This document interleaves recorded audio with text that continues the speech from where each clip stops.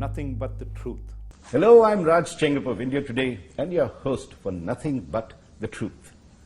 Today we have a very special guest whom we have watched with awe and admiration, and that is Group Captain Shubhanshu Shukla, or Shux as he's called, and he is the first Indian astronaut to live at the International Space Station that was set up way back in 1998, and Shux is the first Indian astronaut to be there. He is also the second Indian astronaut to go into orbit after Rakesh Sharma, Wing Commander Rakesh Sharma, if you recall, in 1984, went up with a Soviet Soyuz rocket and was in orbit for almost a fortnight. Shux, of course, went up with the Crew Dragon, SpaceX built Crew Dragon, and the rocket was Falcon 9 engine and was up there for close to 3 weeks. And this is an incredible experience. So, Shux, welcome to Nothing But the Truth, India Today magazine, as well as speaking to you on the sidelines of the India Today conclave. Thank you, Raj. It's a pleasure to be here. Let's start from that moment that you were sitting in this engine, right, atop this engine, 500 pounds of rocket fuel. People could call it a live bomb if things go wrong. Was there any sense of fear? Did you ever think, hey, this is a risky business and, you could, anything could happen? Was there any, last minute thoughts, or it was just, fine, I can do this? I think it is very well understood that, what we are doing inherently has some risk involved.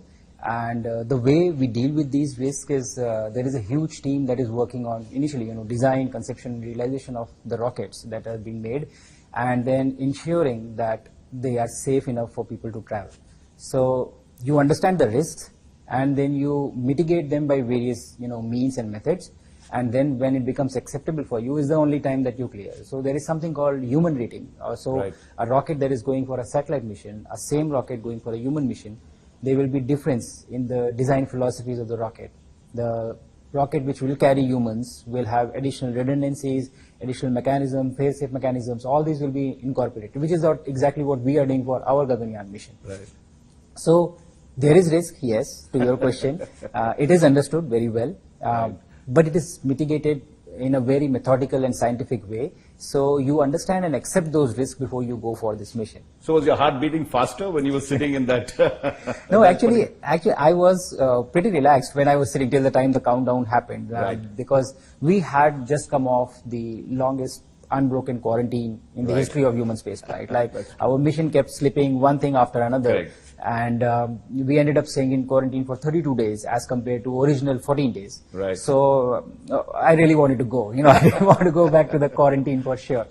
And so I was pretty relaxed, and I had an imagination in mind of how it would feel like. I have been a fighter pilot most of my life, so we do sit on jet engines and a similar thing. But when the 9 Merlin engines, they ignited, it was every imagination that I had just completely went out of the window. It was extremely powerful and very quick, and that was the first jolt that I got. Wow, this is something else. This is not normal. This is not what I was expecting. So it was really powerful, and everything is kind of, it shakes because of the vibrations that are created by the engines. And it is not that the items are loose, that's why they are shaking. It's just that vibration that you feel. And you feel it inside your body as well, like every bone just feels that. That is the power of those engines when they come on. And the sound, what's the sound like? I mean, when you're on the ground, it's like, 30 Boeing jets taking off. But what's the sound up there? It has to be mitigated. If all that sound that is there could propagate inside the capsule, I think it would be beyond the human limits. So there are a lot of ways in which this sound is, it is subdued, it is contained.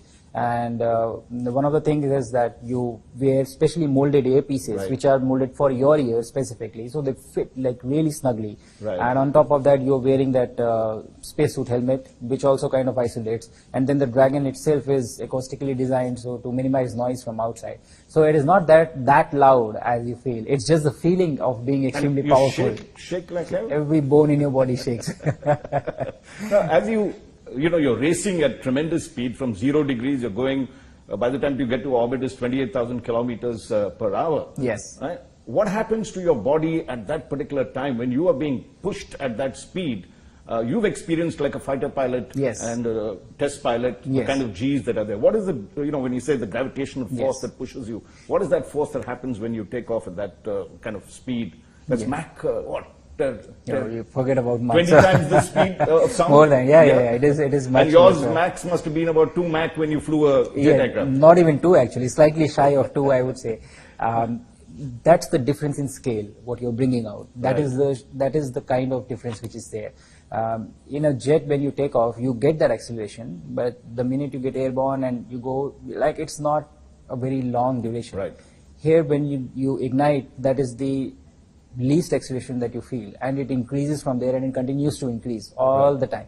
And so when you look at a rocket launch from outside, it's a huge structure.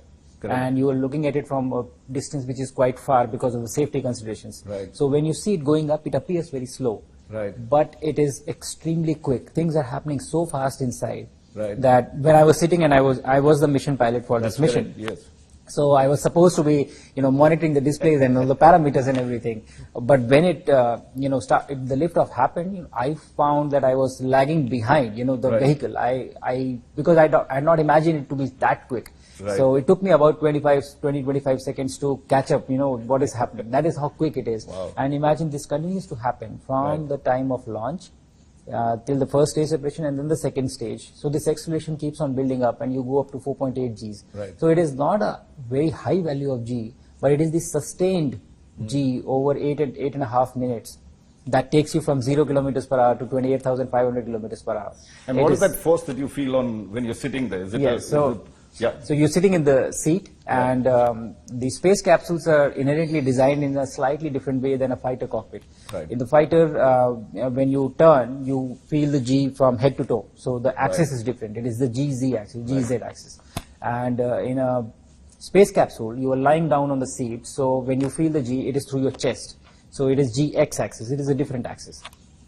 The body has higher tolerance to GX as compared to GZ. And the reason is that if there was an abort at a higher altitude in the space capsule, the capsule would be pulled off and it will be brought.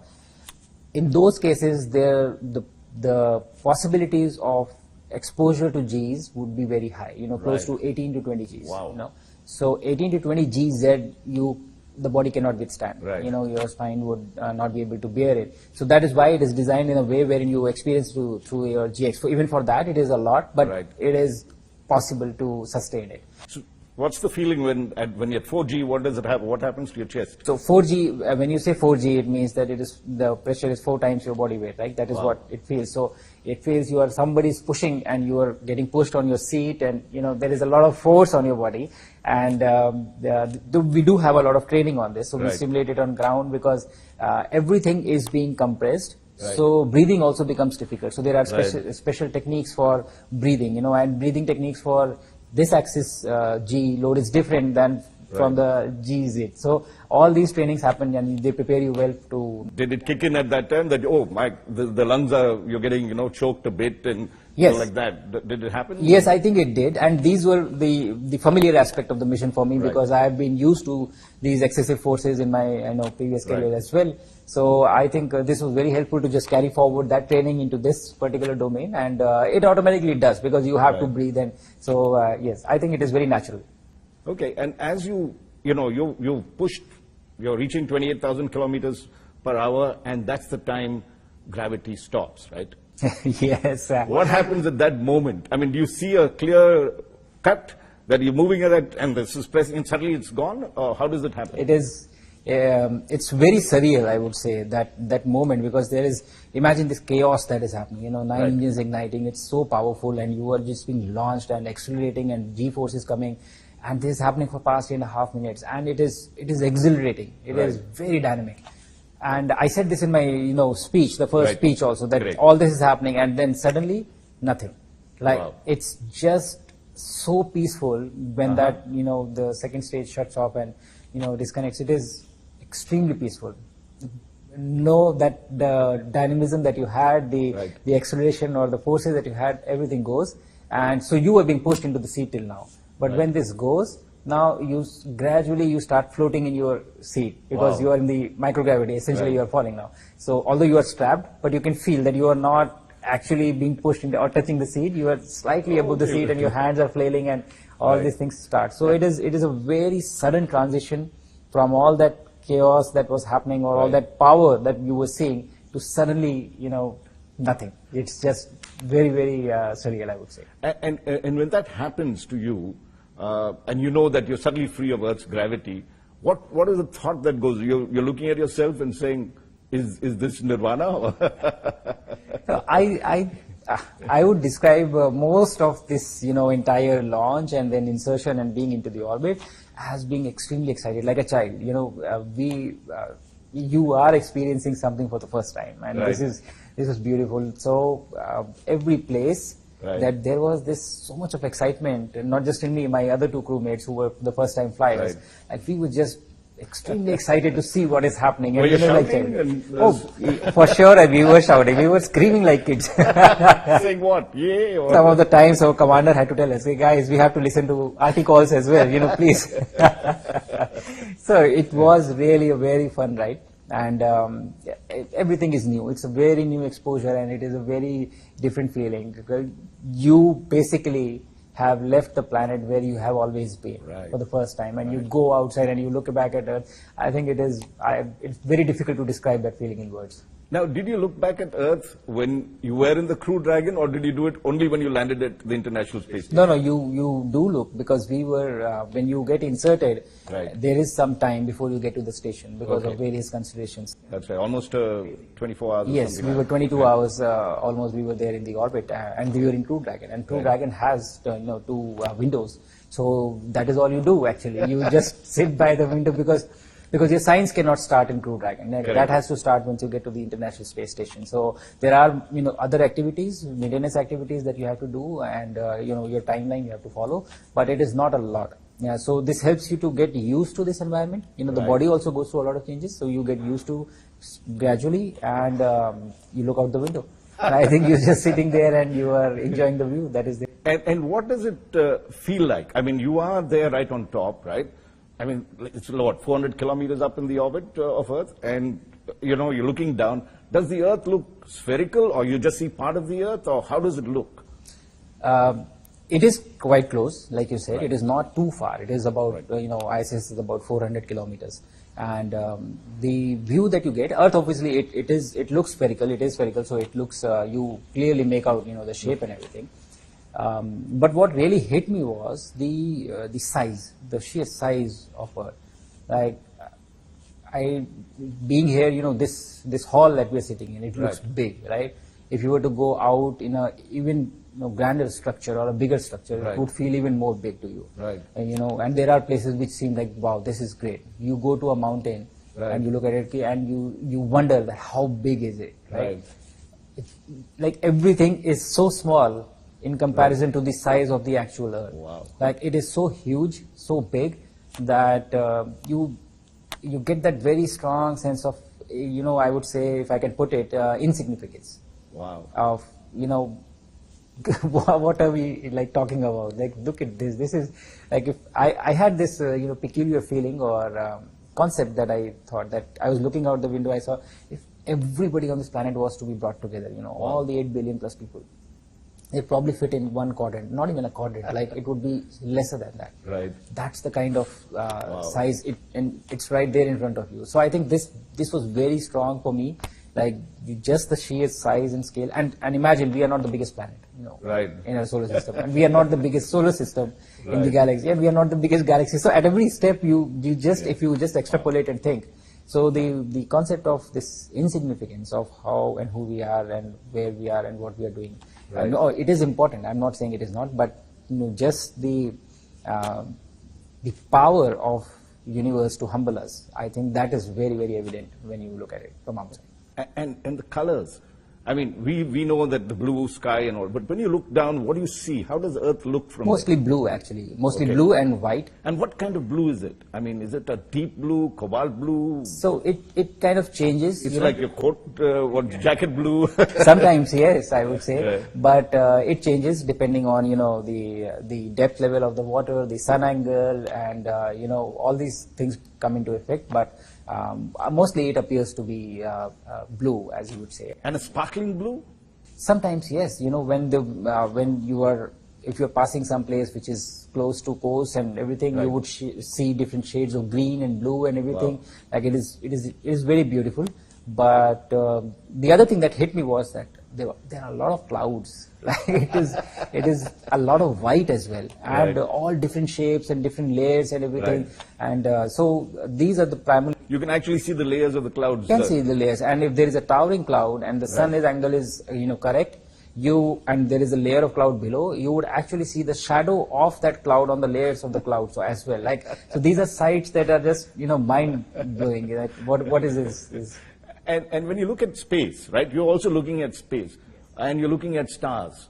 What is the feeling when you see the stars at that distance and that clarity that probably you get to see? Clarity is very different. It is perceptible because there is no intervening atmosphere Right. here. So Your stars are not twinkling. it is extremely clear.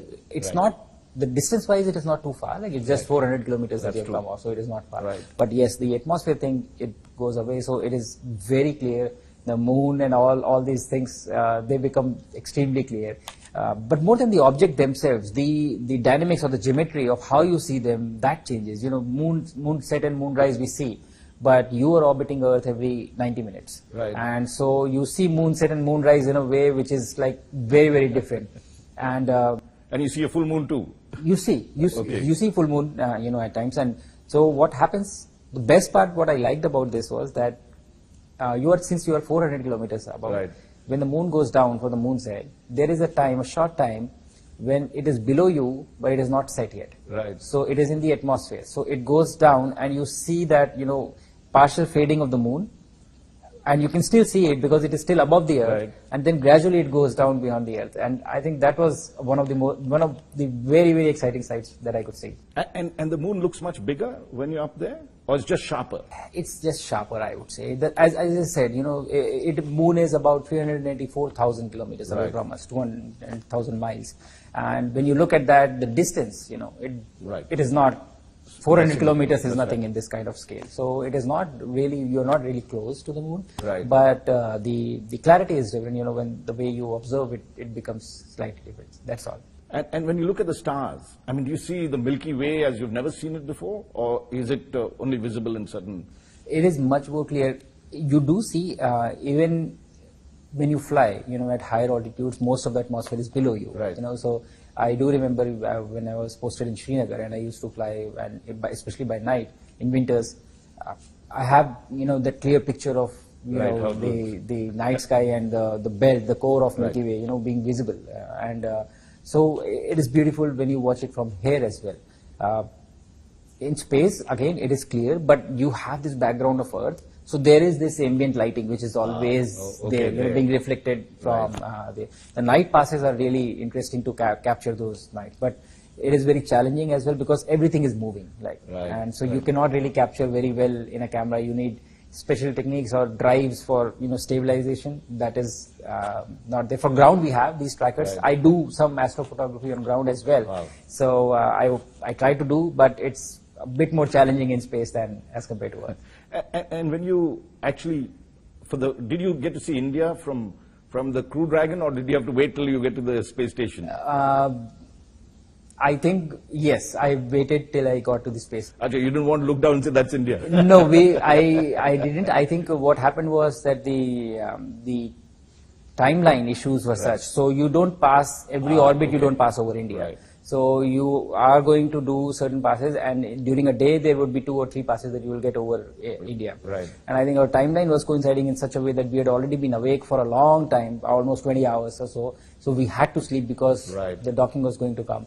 So I think it passed through when we were sleeping. But I do remember the first time I saw it. Yeah, tell us about it. It was what, dark or daytime that you were seeing? No, it was a night pass, and Right. We had been extremely busy when we reached the Right. station, and your body is dealing with a lot of changes, and you still have to work because your science has to be preserved. Right. So we used to have long days, and I really get tired by the end of the day, and so as soon as I used to go back to my sleeping, I used to sleep off. Like it was that kind of an exhaustion that was happening. So I did not actually see India for the first few days Right. when I was on orbit. Just looking at it that. I was working on an experiment one of the days when one of the NASA astronauts, she came to Right. me and she said that, we are likely to pass over India. Would you like to see it? I said, of course. And so I left everything and I went with her. She was very kind. She had set up Right. the cameras and all for me to record and everything. And I just went in that window and it was a night pass, I remember. We were coming from south to north, from the Indian Ocean side. We were coming up. So everything is dark, it is black because it's the ocean. And then suddenly you see the peninsula, it coming up with the Sri Lanka and all lit up in all its glory. When I'm talking to you, it still gives me goosebumps. Like, that is how beautiful it was. I don't think that in this thing, I've ever seen, let alone the space flight. I'm saying in my life, I would say, it would be safe to say that I've ever seen anything more beautiful. Wow. The pictures, the videos, they don't do justice. And they're like what? Sparkling diamonds because the lights are on? Is it all sparkling all over the place and you can clearly see the outline of the peninsula? And You can clearly see, you can actually make out cities as well, Wow. which is what's the city and what is Bombay. happening. Bombay, Yes. Delhi, Hyderabad, you can make out. Right. And I think I was very lucky. That was one of the only passes that was clear that I Oh. could see, because we went in the monsoon season. Right. So it was mostly covered by clouds. So that was one of the only days where I could get a clear view and I could record it. So in my 18 days, I have one video of India which is unobstructed by the view of clouds. And that is in the dark? Or you also had one in That the is in the daytime? dark. In the daytime, I couldn't get it. Okay. It is just clouds. Yes. And so what is your feeling when you were there, right? You talked about the fact that you had goosebumps and everything else. But looking down at the earth and seeing all the continents and the rivers and the seas, what was the feeling you were getting? Was there a philosophical moment? Yeah, I think what you're referring to is the overview effect, which is very famous in Right. what astronauts get. And so I don't know exactly what people feel. It is very Right. difficult because even if I tell you, you wouldn't know. But what I can describe is there is a shift because you get a perspective which you have not seen before. Right. But any new idea or that you get in life, if you look at a thing from a very different way, it gives you a very different perspective. So I think that is what happens when you go out and you look back at Earth. Now, for the first, everything looks same. Where does Africa and where does Europe start? Where Right. does all the countries, you don't see the division. Yeah, Right. that is the first thing that you see. It's all the same. And the second thing that I said was the size or the enormity of Right. the scale of these two things. And the third thing, and this happened to me, after several days into the Right. mission, because when you get time to sit and just reflect and sit down by the window and reflect, when you look back, you see that everything that you know, Right. everyone that you know, everything that you know through books or whatever, it is there. It has happened Wow. there. Wow. For whatever you have or you Wow. know, it is right there. Right. Like The so whole of history of mankind. everything, the entire history of mankind is there in that planet, and you're looking at it from the outside. So there are a lot of things, and like I said, there is a difference. I don't know if I should put it in a philosophical shift or something, but it's a very different way of understanding the same thing that you Right. have been seeing every day and every time. And that is, I think, unmistakable, because the situation is such, the environment is. And the feeling is? The feeling would come. Anybody who wants to travel will get that feeling. And what is that feeling, if you could describe it? So the feeling is this, like what I said, the biggest feeling is the insignificance of Right. when we, what happens when we do here, even in small situations, sometimes our ego takes over, Right. we become quite big in our own head, I would say. But when you go out and you look at it, like all those big people have come and gone and like Right. everything there. Right. Wow. And there's a very famous dialogue by Carl Sagan, who Right, wrote of Cosmos, right? I don't remember it in its entirety, Right. but in a sense he's saying this, Right. that, the pale blue dot, the earth, Right. he termed this. And that everyone that every, monarch, emperor, ruler, all the big people in this small dot, they've been there, they have done everything and they've gone. Like, the rest of the universe doesn't even know about it. So Right. yes, this is very, very powerful. I think it is unmistakable, and I think anybody who is going to travel would definitely realize. Now, are you spiritual, in some senses religious? What was your sense? Did it any way transform you internally in a way that is so different that anything else could have? Spiritual and religious, I feel for me it's slightly different, both the things. But I am spiritual, and I do try to do some meditation here on ground because I feel that is very important. And I find it extremely difficult. I'm not very good at it. I try, but I can't sit for long without thoughts coming to my mind. And this was the big, the sudden jolt that I got when I went up there. When we had time, after a few days, if you sit. I can actually say for myself, if I was sitting by a window and looking at Earth, I could sit for hours meditating. Like nothing comes to your mind. Wow. Nothing. You are just observing what is happening, and you're just sitting. You don't need anything. Like it is, and we did this. I did this for a long time. When even during the return journey, we were in Crew Dragon for 28 hours. A long time. And so it's not like 5 minutes, 10 minutes. I'm talking about hours. You can sit. Just look out, nothing comes to your mind, nothing, no thought, no worries, no questions. It is meditation in a way. Like it was so easy. Time seizes. It just, you were just in that moment at that point of time. So so yeah, that was a very big, I think because the uniqueness is because the every time you're passing around the Earth, even though it's the same Earth, it's the same station, but you never see the same site because it's a different time of the day, you are coming back. So Earth is also rotating, and when you are passing around it. So every time you come back, you see a different part of the Earth. So you never repeat. You do over a period of time, but when you do repeat, things have changed. The time of day would have changed, the season would have changed. So so you never see the same thing twice. You see similar things, but not the same things. Wow. And did you, I was speaking to Kalpana Chawla on her first trip. Second, of course, unfortunately, it was a tragic thing. But she was telling me that in this same state that she was, she felt that thought had weight. There was nothing moving, especially when she was sleeping. Did you get any insights to your, when you were sleeping, for instance, and you couldn't feel your body or whatever it is? Was there any thought? Was it easy to sleep up there, or what was your sense? What was going on in your mind at that time?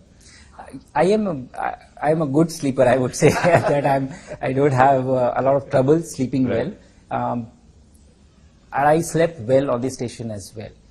The change happened for me, I think, about 4th or 5th day. So I think, after a few days, your spine starts elongating because there is no load on the spine, so it stretches, and that causes back pain.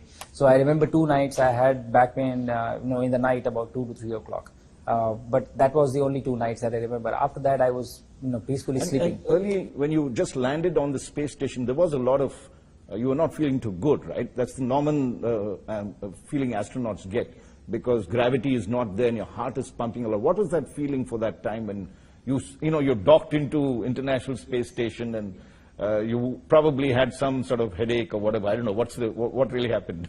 So your body has been living in this environment of gravity all the years. Evolution has happened in gravity. So we are designed to be living in this environment, and suddenly you are launched into an environment wherein it is not that gravity is not there. Of course, you don't get the feeling of it because you're falling freely.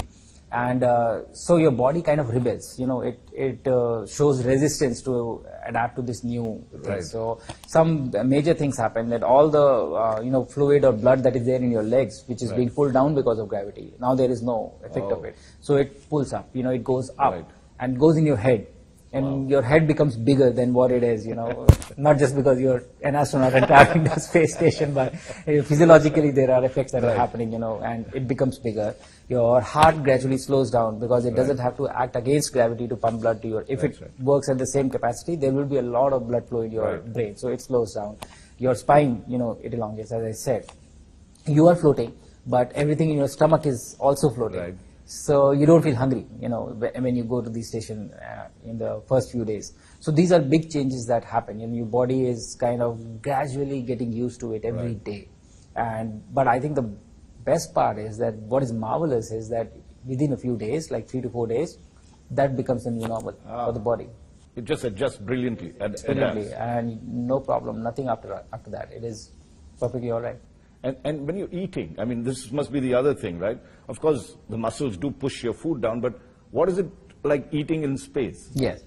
So I did a STEM video on this, and I also read up about this. So what you said, the process called peristalsis, which is responsible for our digestion. That is how we are able to eat and digest food in space. If it was not there, it would have been extremely difficult. So, But are you a foodie? I mean, you like food, and up there, what do you get to eat?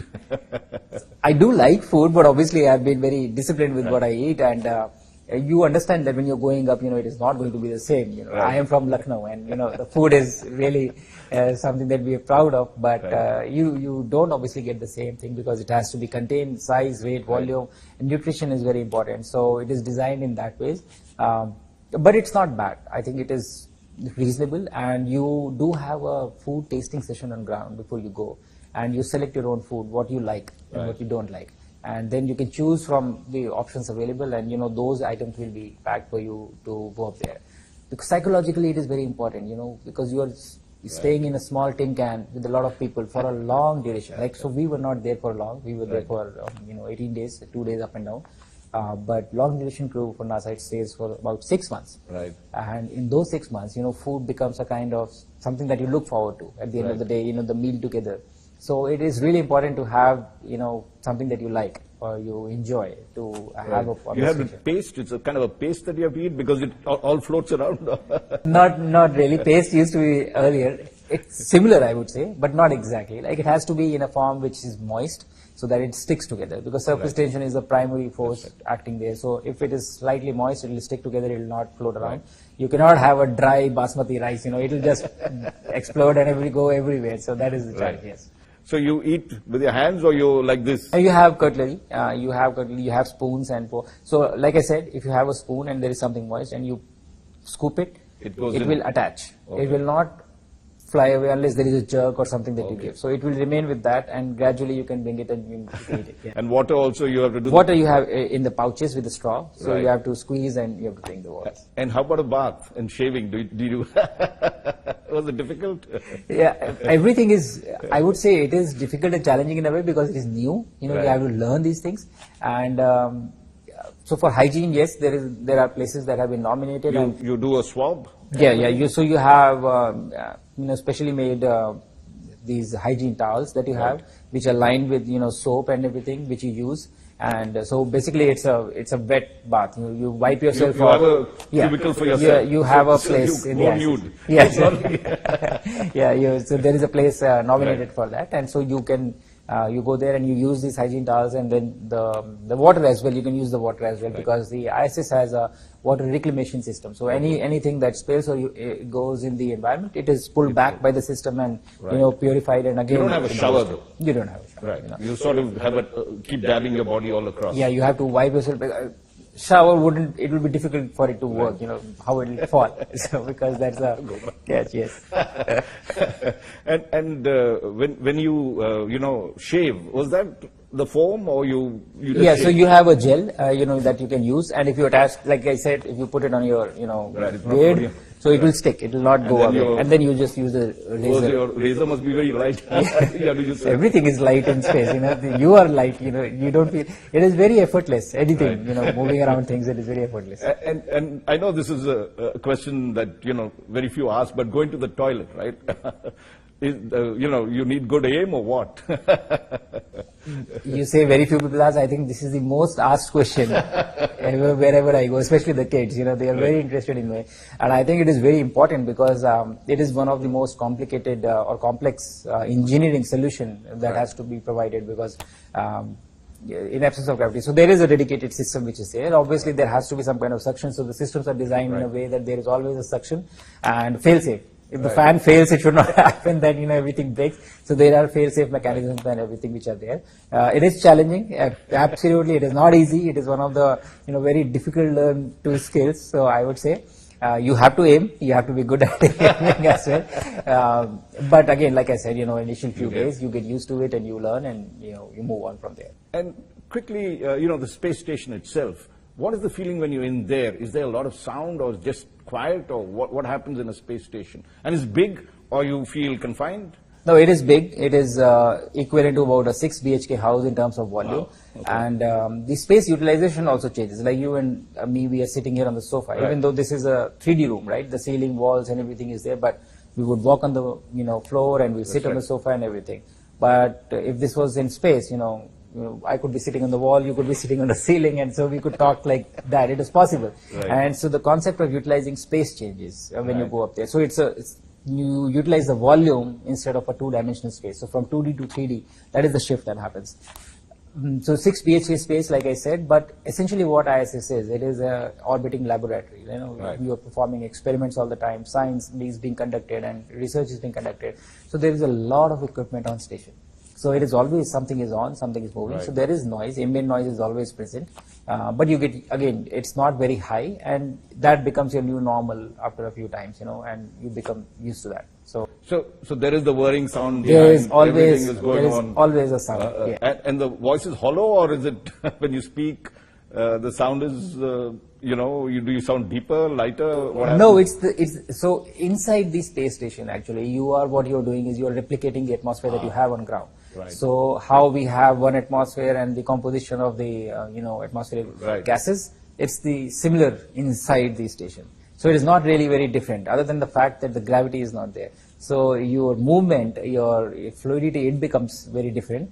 But everything else that, how we are talking, would be possible up in station. And you were really busy, right? What was your typical work day on those 3 weeks that you were up there? So when I went to the station, the purpose was, first of all, to gain experience out of this entire human space mission, because we want to understand, the nuances of how it is conducted, and then apply it to our own program, which ISRO is pursuing, the Gaganyaan mission that we have, which is what we were selected for initially. And in addition, what we wanted to do was enable an ecosystem for conducting microgravity research on station. So Indian researchers were selected by ISRO. There was a huge team from ISRO which worked with these researchers and came up with 7 different experiments, which I took with me and I performed them on the station. So every day it is slotted, and you have to do that activity, and then you have to preserve the samples and bring them back with you, which have already been handed over to the researchers. And I think in a few months' time we will see the results being published and everything. So that was my majority of my job on station when I was there, to conduct science on behalf of the Indian researchers. So you were looking through microscopes, and you were feeling your body, getting your body measured in terms of weaknesses. All the things that you can think of. So there were very brilliant experiments that were done. So I did some stem cell research on a station, grew macroalgae, cyanobacteria. You actually saw it grow over there. You actually saw it grow. You were looking through a microscope. Yes, I did, and I was so excited when I saw the results being slightly positive. Right. I was very, very excited to see through the microscope, and even the team was very excited, who was sitting on the ground. And these experiments do what? What does it show when you're doing these experiments? How does it help you up in space? So what happens is that all the processes that we have on Earth evolve in a different way because of gravity. Right. And when you take these processes to space, they evolve in a very different way because of absence of gravity. Processes become different. So the muscles that we have, they are not necessarily being used in space because there is no load on them. So they degenerate, and so the stem cell research is the kind of research that was looking at this. Can we use any, supplements to prevent this degeneration and, to enhance the rate of injury recovery in a body? So this was the kind of theme. And did you have to swallow pills yourself, or how was that? No. So you do stem cell research on the tissue that you have. So that is what we were doing. But imagine the advantage. If you are able to prove something like that in space, it has a huge potential application base on Earth itself. People who have muscle degenerative diseases, it can be used with them, and a huge population. So I think the lack of gravity or this environment gives you a very unique place to conduct science and research, which has huge potential benefits back on Earth for us. So I did a lot of experiments which were about nutrition for long duration space missions. How do you pack more and more nutrition in less and less space, and you don't even need a lot of space to grow because you're constrained. So you're coming up with solutions in that constrained environment. And imagine that solves your problem of food security here on Earth. You can ensure that, if you get those solutions. So I think these it's not a one-way street. Science is not being done for the sake of science being done. Correct. The science that is being done, some have been thought which have immediate application on Earth, and some find potential application of Earth over a period of time, which you don't know right now. But in every time, every scenario, it has always found a way back to be utilized by people on Earth. So let's come to the part where you're coming down, right? You have to bid goodbye and come down. What was your sense at that time when you were saying, okay, my journey is done? You had an additional 4 days or something, luckily Yes. for you. What was your sense when you were departing? I didn't want to come back. You get really comfortable with space, and after some time, you get used to it, and thereafter it is really fun. You are doing cutting edge science designed by best of the researchers, provided by you, and I was fortunate to be representing my country, in the International Space Station and being a bridge between the researchers and orbit, and doing the science for them, doing STEM demos, understanding how physical processes or phenomena changes, due to absence of gravity, looking back at Earth, capturing pictures, understanding everything. I think it's phenomenal. It is amazing. Having said that, obviously there are challenges. There is a huge ecosystem here. Your friends, families, and everybody who's here, who's missing you. So feeling was very strong. It was kind of divided, but leaning towards I could have stayed a few more days. I wouldn't have complained for sure. At the same time, the people who were there on the station become your friends, because you are sharing space, working together. So it was hard saying goodbye to them as well. But again, like you said, this is a mission. You have your task and you do. So you go ahead with what is planned for you and you execute it. And so there was a slight moment where it was difficult, saying goodbye and coming back. But then when you get in the Crew Dragon, you move on. And did you speak to your wife there, and what was her thoughts at that time when you were chatting with her? Yeah, I did speak to her. You can put a call, depending on the coverage of satellite, you can make calls, phone calls. So I was speaking to her. And it's a video call? It's not a video call. Okay, it is an audio call mostly. Video call, it is organized, so I think we had twice or thrice where we had the chance to speak to family and friends in these entire 20 days. But when I was speaking to her, like when we went to space, like we were totally cut off. Like, so I had no idea what is happening here. So this became a huge deal in India. People were celebrating this mission. People were talking about this mission. Everybody was celebrating this mission. I had no idea because I was launched and I was in space now. So you were not access to internet and everything, and there was no time to do it. So she used to tell me, that this is great, this is amazing, what is happening. And so every time you would talk, and I would tell something that has happened in the day, and that would be fascinating. And then she would obviously communicate to me that how this is being received. But the sense of how big is it or how excited people are, when you hear, you don't feel it. That I only came to know when I came back to India, in Delhi. It was very different, yes. And when you started coming back to Earth, right, you have that fireball feeling. What was it when you re-entered Earth's atmosphere? What is the, you have fire all around, I would gather. You can see the fire actually. What was that feeling when you were coming? Was it as much shuddering as when you were going up? It is not shuddering. In terms of G loads, it is similar. It is quite same. Around 4.8, I would say we went when we were coming back. But it is quite smooth. That was the difference that I felt. The plasma portion. After that, there is a lot of shuddering and vibrations are there before parachute deployment. But we were very excited to look at the fireball. There were 2 windows, and so I wanted to see. Like I said, you're not like this, fingers crossed. No. I think there is a fine line between being excited and being anxious, and you have an option to choose. Either way, you don't have control over the outcome. So it's up to you to choose. So we were really excited to look at the fireball, and you have to raise your neck to look at it because you're lying down, looking up at the display, and the windows are there. So you have to raise your neck to look at the windows and look at the fireball. And I was doing that, and I remember feeling a very big strain on my neck, very big load, because you are in microgravity. Nothing is heavy, and you could do everything that you wanted. But now suddenly started feeling very heavy. So I said, boy, I must be under 2 or 3 Gs right now. And I looked at my display, it was 0.3 G. Whoa. And you were feeling the weight of it. So the shift, the body has gotten used to the environment of microgravity. So the shift that happens, it's so drastic that even the smallest of load feels very heavy. But yes, you do see the colors, the orange, blue, purple, red, all sorts of colors you see all around in the window. It's just lit up. The temperature also increases inside the capsule by about 6 to 7 degrees, and then it comes back once you're out of it. But it was very exciting, very, very, And then it suddenly stops. and then the fire stops, and after that you are in the atmosphere. And once you are in the dense atmosphere, that's the time the vibrations start, because the aerodynamic forces are acting on the capsule now, and they are making getting it buffeted around. Yeah, buffeted around, and then the drogue chute deployment happens. Then there is a shock. jerk.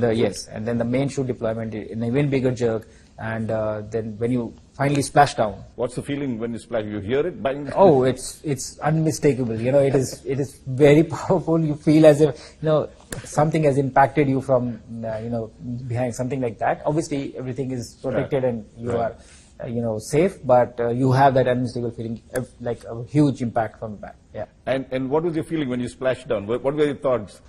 I was happy that parachutes deployed. Well, first things first, I'm alive. It was a mission well done. I was very happy and proud of the way we were able to conduct this mission. The science was done, 100% of objectives were achieved. We did not miss anything, and I was very happy about that. And obviously there had been a huge learning in totality about the mission, and I was just, I wouldn't say, at that point of time it was not about missing space. I was just very happy, being there. And the minute you land, it starts wobbling, and then you have... Tell us about that feeling. Yeah. I mean, when you get off, we saw you sort of come up. Were you able to walk? Or No, you can't walk. You thought you could walk, but you couldn't. I thought I could walk, but I couldn't walk, because I think your body forgets, your mind forgets. Every part of your body forgets of how it is to walk in gravity again. You don't know how much of effort it takes to just stand. Right. And that has to be learned by the body. You have the strength to stand and walk, or at least, but that relearning has to happen. So you keep falling forward, is it? You take a step, you will fall down, somebody has to hold you. So I felt that I could walk, but it didn't. It was not going to be, yeah. Right. And how long did it take before it actually came back and you were... So you take about a few days when you become okay with walking, and you are under observation for those few days, and then gradually they start your rehabilitation program, wherein you start doing more complex activities and start running and start doing multi-axis activities, and so they build you up. By about 7th day they clear you for driving. Before that you can't drive, and after that, but this duration depends on how long you have been up on space, and it may be different for people who are staying longer. And it was, for us, it was about 7 to 8 days when we were clear for driving. But the changes that you have in your body, like the muscle degeneration and the aerobic deconditioning, that takes time. That will come only with exercise over a period of time. And finally, let's look at the big takeaways from it. For you personally, what were the 3 big takeaways? Forget the mission that we'll talk about, but just personally, what were the 3 or 4 big takeaways of being up there as an astronaut, and what did you bring? Yeah. Okay. So I would say that the biggest thing for me was the sheer collaboration it takes to make such a mission happen. Right. That was what really hit me. We traveled across the globe for our training and doing a lot of other things, but a lot of people, thousands of people sitting in different parts of the world are coming together to make this one mission happen. So the sheer scale of collaboration that it takes, it's huge. Right. And so the power of what we can achieve when we come together became very clear to me. Right. When you work together as a team for a common objective, I think you can do wonders. That was one of the biggest highlights that I realized from this mission. 3 takeaways, you say. The experience, spaceflight training in general, I would say. The other thing that was important, I was a fighter pilot before this, and every day was exciting for you. You're going up in cockpit and you're flying and you're coming back. So this is like a very adrenaline-filled life that I had. Right. So you are on the edge all the time, and you're doing every day. But astronaut training, I think, is very different in a way that you prepare for years all at the time for these 20 days that I had. So we've been training since 2019 in a sense, and 2025 this happened. And it may be longer for some people, which will be for my colleagues also, it will be slightly longer. So I think the sheer patience it takes to understand, that the mundane is important for the exciting, that you need to grind for, doing that 20 days, it all makes sense, I think. So that was a big learning or takeaway from spaceflight training in general for me, that, be okay with, not doing exciting things all the time, but it has its place in where you want to go. So the patience, I think, was something that I have really adopted ever since I have gotten into this. And to say the third thing, I would say, you just put me on spot by asking, the 3 takeaways. I have not thought about this, but I would say that I did not imagine that India would be so beautiful when you look at it from space. Like, Ricky sir, Rakesh Sharma sir, when he went, he said, it looks sare jahan se acha. I don't know what his motivation was, or he must have looked at it from below, but it is true. It is not just that because we are Indians and we are saying it. If I would speak to any astronaut and ask them, they would say and they would resonate that it probably is one of the most beautiful sights that you can see from space. Wow. Yes. And now taking it forward, the Gaganyaan project, right? And that's likely to go up into space a couple of years, depending on how successful they are. What is the learnings you've got for the Gaganyaan, and what confidence levels does this give you when we head to the Gaganyaan project, which is India putting 4 astronauts up in space, including you, right? Yes. So I'm very happy that... And that's for the first time India is going to do it. That's for the first time we are going to do it, and that would make us only the 4th country to do it. Human space missions are extremely complex and challenging. They are not a delta change from a satellite mission, something like that. And in 2018, this announcement was made. 2019, we started our selection. 2020, we left for Russia for our training. So ISRO has been working, extensively and very diligently on making this mission happen. But the sheer technologies, that the confidence levels that you need to have in your systems is of a different scale, a different magnitude. So I'm very happy that it is progressing in a very good direction and going in a very good way. So what my mission serves is, it serves as a stepping stone. When you read about something, a lot of things are available on the internet. So you do a literature survey, you come to know about things. But when you do something, when you be a part of that activity, there are things that you learn which are not there in the books. So that is what has happened. So when I have come back, I have brought these experiences with me, which we have already have formalized a process by which we are putting it back into the system, and we are telling them, this is what we have to relook at, or this is great, we are doing it in a different way, this is a better way to do it, or all these kind of discussions have already started. So it has served as a great way, to pick up the knowledge that I've gained and put back in our system. Because when we do, we will have an Indian launching on an Indian rocket, Indian capsule from the Indian soil, going to space and coming back. And that is going to be a huge accomplishment for us as a nation. So I think this serves very well in that grand scheme or grand vision that we have of sending some human to space. My mission just serves as a catapult or a stepping stone to achieve that. The second thing which I did not imagine, or actually I imagined but I did not expect the scale, is the sheer excitement that this mission has brought in the country as a whole. Like, I saw people coming together from all parts of the country. Just excited by these people have they come to me and told me that we didn't know about ISS.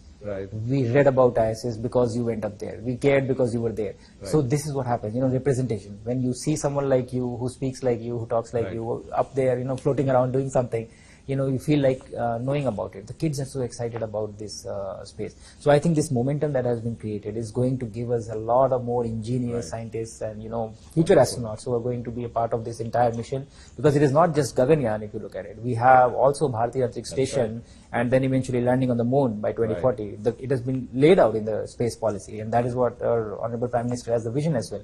So I think it's a good momentum that is being created, that is being generated out of this mission, and there is a path forward, and we will need all the support that we can get. So I think it is all going in the same direction. And what's the next frontier for you? I mean, apart from Gaganyaan, are you looking to be India's first man on the moon?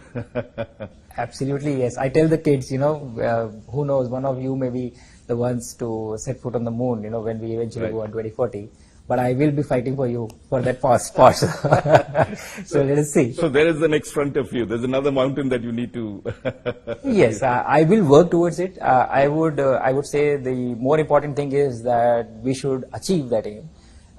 Whether I go, whether somebody else goes, it's okay. You get to be a part of... I am already extremely fortunate to have gotten this chance. We are a country of 1.4 billion people. I understand the implication of me being the one who gets represented. And I have been extremely fortunate. So I will work towards it. I want to see that happen. Whether I travel or whether somebody else travels, it is absolutely fine, as long as we get there. That is what the main aim is. And finally, when you look at it, this space tourism is starting, right? At one time, if you looked at it, you were 634th astronaut to go into orbit, and therefore that star that you get, that's there. That's an average since Yuri Gagarin went up 1961. That's an average of 10 astronauts, if you look at it, right, since that time that you went. But suddenly you're getting a plethora of people who can afford to buy space. What does that make you feel that, hey, these guys are just going up, popping up and coming down? Does that change anything? No, it is, I think what is happening is something similar to aviation. You know, when the pioneers who were there, who, you know, slogged it out, who developed aircraft, who developed machines, and then there were test pilots who tested those machines and then gradually opened the envelope, and then the civil aviation started. And now, you know, you don't even think twice. Travel by air is the primary means of travel for a lot of people. And so over a period of time, we have transformed from what initially used to be a very specific niche activity to a common day, you know, life activity for us today. Right. And so something of that kind of a transition is going to happen in space as well. You know, right now it's a very niche activity. Right. You know, only a very few who train and who go up to space. These are the people who are enabling space travel for everybody else. You know, they are the ones who are doing science, and they are the ones who are taking risks, and who are, you know, proving systems right now for everybody else to follow. So I think eventually this is what is going to happen, that people would be able to travel frequently to space and come back. The aim or the intent is very different, I would say. You know, when you go up as an astronaut, as a professional astronaut, I would say, you are training for years for a specific purpose, for something that you want to do there. Vis-a-vis, you know, somebody who's a space tourist is going to experience space, and they should get the chance to go and do it. And I think it's the same thing, like what you see in aviation as well. You know, there are different you know, motivation of somebody who's traveling and somebody who's flying the plane. Like, it's that kind of a difference. That is what I see. So if we have to enable, I think there is a future that is going to happen, which is what is we envisage. You know, a lot of people getting to see this. Like I said, you know, it gives you a very different perspective. So more people who can experience it, I think it would help all of us back here on Earth. One final word. How has it changed your life? I'm sitting next to you, talking to you. That is a good example. I'm pushing you. It has changed my life in a lot of ways. You know, obviously, the mission itself, like you said, you know, it changes you as a person. Just going through the process of training and interacting with so many people, learning about what it takes to achieve something like this. And then after coming back, you know, it suddenly jumps. It changes gears. Life changes gears. You know, everything was something different, you know, before going for the mission, and everything becomes different when you come back after the mission. And that is the celebration of success, you know, of what has happened in this mission. But I would say what I'm most excited about this is that everybody I'm meeting, or whoever is happy and coming to me about this, they are not just celebrating my success, they're celebrating their success. You know, when they come to me, they say, we are so proud, and we are so proud of India. Like, it is, and that is the point that really hits me, that people really own this, that they made it, this is their mission. And it is actually everybody's mission. So this has happened, and life has changed. I'm traveling a lot. I'm not getting time to be at home as much, you know, and I'm not flying also as much, but it is a very different kind of life as compared to before the mission. But I had this intent in mind. You know, when I went up, I knew that, you know, my mission would start when this mission ends. So this is what was very clear to me, because one thing is to go up and come back, but what you do of it now is what is going to be meaningful for us. And I think that's a brilliant note to end Shux in this, that the fact that you inspired generations of Indians and young Indians to look at space, to see it differently, to actually get them up like you did, experience the things that we talked about. I would love to go if that was permitted. But thank you so much, Group Captain Shubhanshu Shukla, for the time that you've taken, for the kind of insights that you've given, and the tremendous inspiration that you've given India and the world. Thank you so much. Thank you, Raj. Thank you so much. I'm happy that I've inspired you to go to space. One day you will, maybe. I look forward to that. Thank you. Thank you so much. Thank you. Nothing but the truth.